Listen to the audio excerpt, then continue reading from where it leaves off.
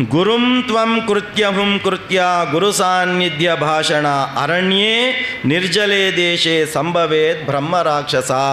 గురువును ధిక్కరించినట్టయితే, గురువు ఎడల అహంకారంగా మాట్లాడినట్టయితే, గురువు వెనక గురువు గురించి గనక మాట్లాడుకున్నట్టయితే సింపుల్గా ఒక శిక్ష వేస్తాడట పరమాత్ముడు. ఏమిటి ఆ శిక్ష అంటే, అరణ్యే నిర్జలే దేశే సంభవేత్ బ్రహ్మ రాక్షస. నీకు ఏ జన్మ ఇస్తాడట దేవుడు? బ్రహ్మ రాక్షసునిగా నీవు జన్మిస్తావు. ఎవరు చెప్తున్నారు ఈ మాట?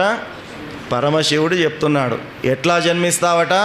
బ్రహ్మ రాక్షసునిగా. ఆ బ్రహ్మ రాక్షసునిగా కూడా ఎక్కడ జన్మిస్తావు? అరణ్యే నిర్జలే దేశే, కీకారణ్యంలో చుక్క నీళ్లు కూడా దొరకనటువంటి నిర్జలమైనటువంటి కీకారణంలో ఒక బ్రహ్మ రాక్షసునిగా నీవు జన్మనెత్తుతావు. కాబట్టి గురు నింద చేయకూడదు, గురువు ఎదుట అహంకారాన్ని ప్రదర్శించకూడదు, గురువు ఎదుట ఉచ్చస్వరముతో మాట్లాడకూడదు, గురువు యొక్క ఆబ్సెన్స్లో, పరోక్షంలో గురువు గురించి మనము నిందించుకుంటూ మనము మాట్లాడకూడదు అనేటటువంటిది మనకు ఆ యొక్క పరమేశ్వరుడు మనకు చెబుతూ ఉన్నాడు.